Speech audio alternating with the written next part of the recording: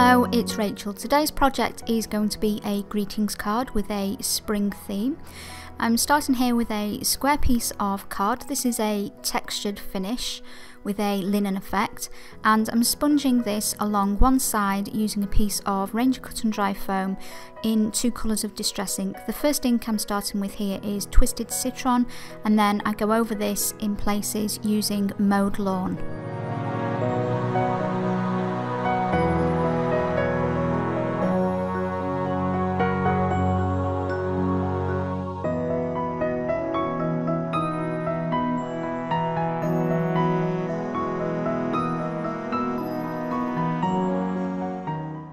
This here is my itty bitty background stamp, and I'm using this to create some texture and movement to the card.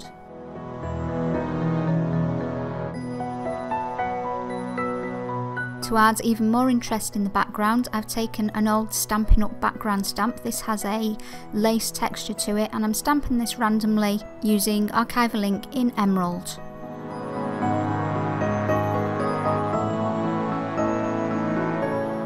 This is the Holtz stamp platform, and I'm using this to stamp out 2 flowers. Eventually there will be 3 on the project.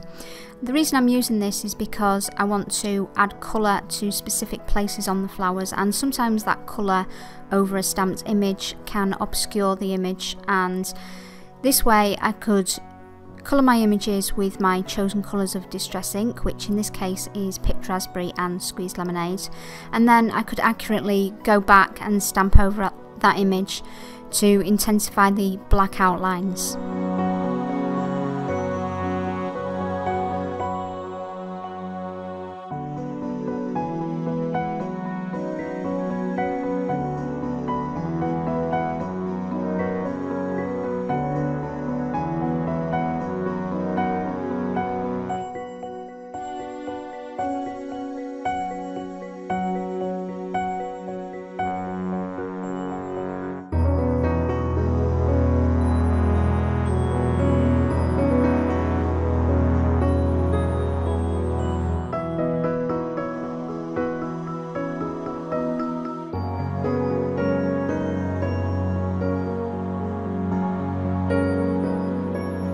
To create some stems for my flowers, I've selected a stamp set by PaperArtsy. This is JOFY 13.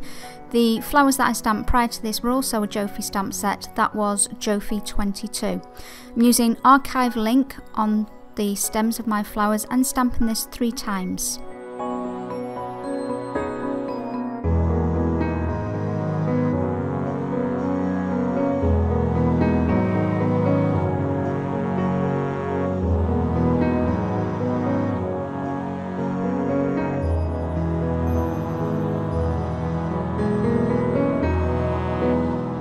To attach my flowers to the project, I'm using Soft Gel Medium by Golden.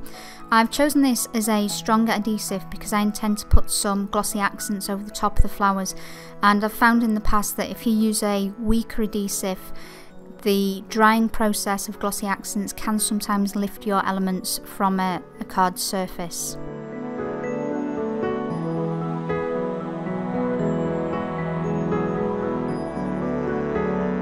For a sentiment on my card, I've chosen this text stamp set, and I'm choosing the Just a Note sentiment. I'm stamping this using VersaFine ink in Onyx Black. To embellish the centre of the flowers, I've chosen to use some Craftworks candy, and I'm attaching this using glossy accents.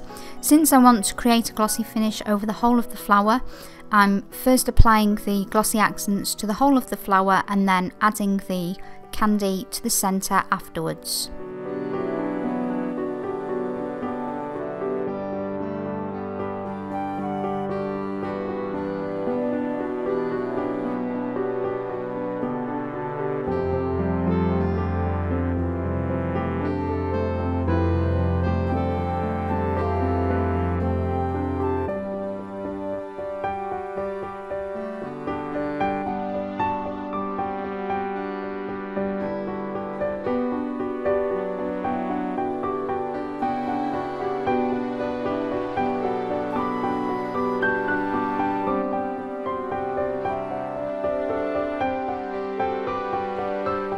Here I'm going back to my itty bitty background stamp. I'm adding a few of the tiny splatters using the picked raspberry colour so that complements the colour of the flower petals, and then I'm going to edge my card using some Ranger cut and dry foam and the archive link in emerald green.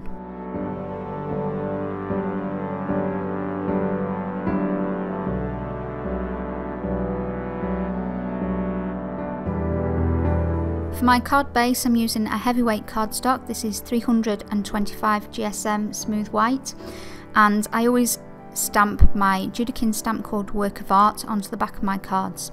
Here I'm adding a small border around the focal image, and I'm attaching everything together using double-sided tape.